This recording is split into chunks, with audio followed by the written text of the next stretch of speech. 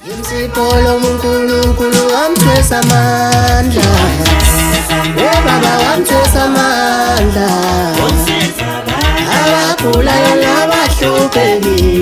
wona wesondela.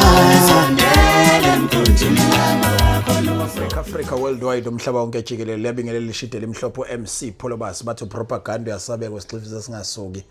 Urapperapa ngwaraphelelo ventumin sawuqede baleyo bonke babuya babuza abantu mapholo bakwenze njani wakadla ngenduku singayiphethe ngabatshena athi namhlanje liphethe ke iqembu amalanga amhlophe aholo baba uSilence Khwela niyamazi ke ngomsebenzi wakhe umuhle ngendlela eyisimanga uma ethi cothoza mfana mina ke angifuni ukudla isikhathi ngokuthi ngiyikhulume zibe ningi indaba ngibe ngimphethe namhlanje ongezile ngakho njalo kuzothetha manga kodwa uzokhuluma ngakho ukucikoza nokuciko obuqukethwe uye njengenzala amaciko baba sikwamukele kusiya Viva TV1 sikuphi ithuba ubingelele nombukeli ngasekhaya ngicela ukubingelela kuwo wonke umbukeli kulo lonke lelizwe lalana eAfrika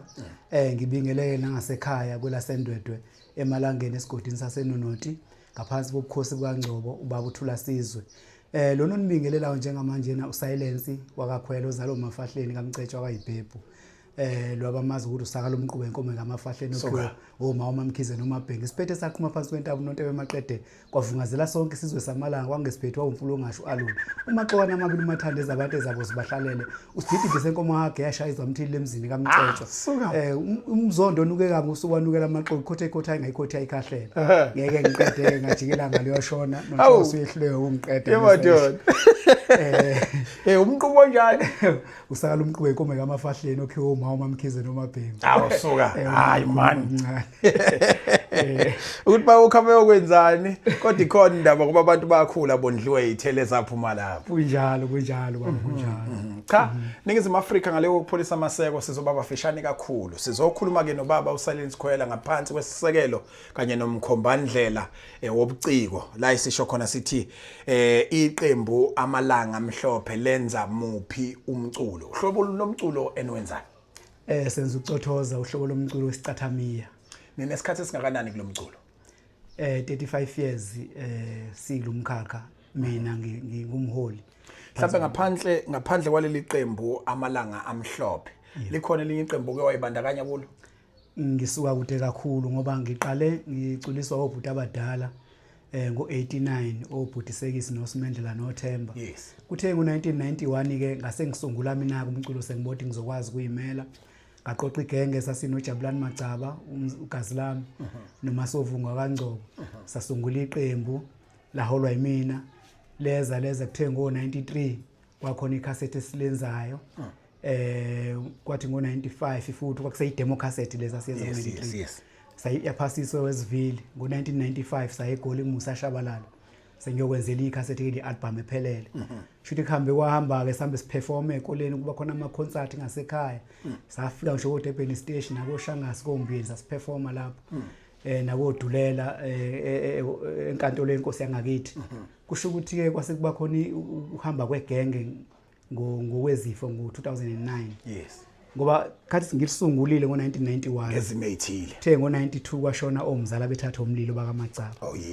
sathi ukuphazamisa isigameko lesesasabalala nje eNingizimu Afrika yonkana 2009 ke kwase kushona abanye futhi khona endaweni engangicula nabo behamba ngumphezulu ke ababezala uDadewethu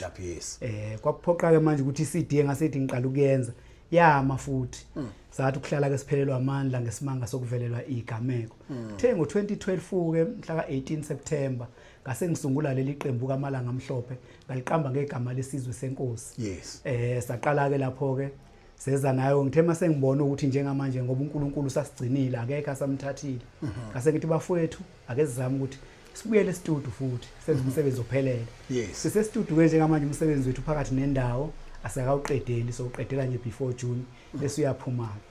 uzothi omunye umuntu kumlando omngaka osuthe wasipha wona mhlambe iziphi ingqinamba eniye nahlangabezana nazo solokho niqalile ukucula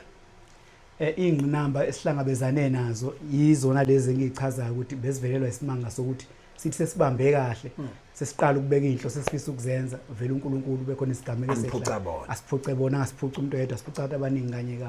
ithuba benilithola kodwa lokuthi nithola imicimbi yahlukahlukene la enizodlala khona esigabeni sokuthi ke manje kwi professional level ke manje njengabantu asebenecwecwe noma abakhiphile ithuba bese silithole ileli lokuthi sicule makunemshado ngoba ngo1993 nje kukhona ubhuti wakaXulu wakuthiwa uNtsambatheka eshadiselwa waqashathini yes engisakhumbulayo nakubaba uBhenkosi Nsele wasemgezayweni khona emalangeni nakumfowethu Induna uMakhangula eshadiselwe thina sasicula lapho nakumngadi uThokozile imshado nje into yethu into yethu okay kuba mnandi futhi kuba mnandi kakhulu uzothi omunye ezingomeni osasikhumbula solokunaqala ukucula mhlambe iziphi ezazidla ubhedu nje ungasibalela noma ezintathu eyokuqala nje ngaqala ukubona ngayo ukuthi cha engathi into engiyenzayo iyenzeka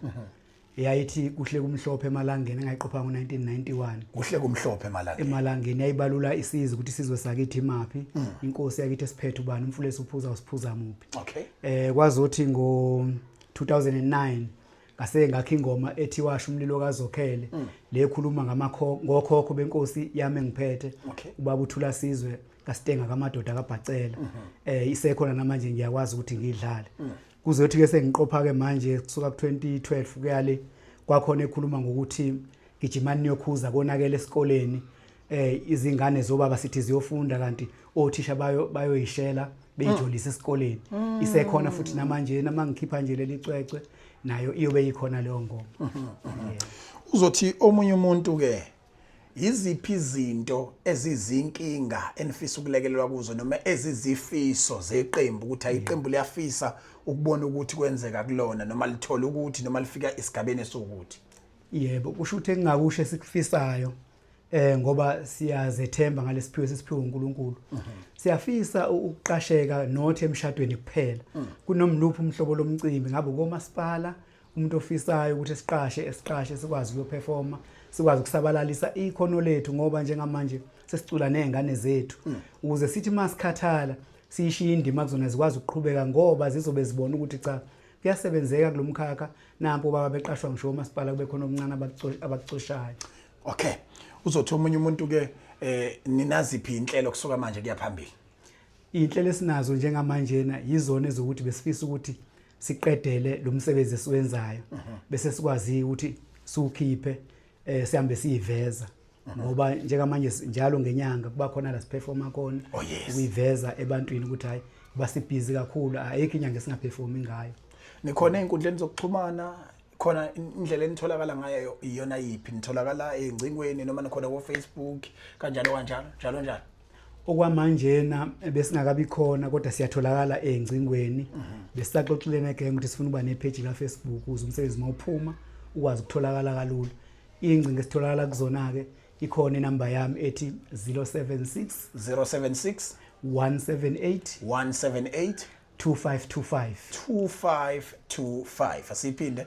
076 178 2525 ngabe likhona olunye likhona olunye lolo engilibiza njengamanje luka Silence Khwela lolwadi ngiqeda ukulibiza okay lakho uqobo lo olami uqobo lo okay sengizocela ukubiza koluka Baba uNgcobo Magubana Ngcobo okay ethi 076 7575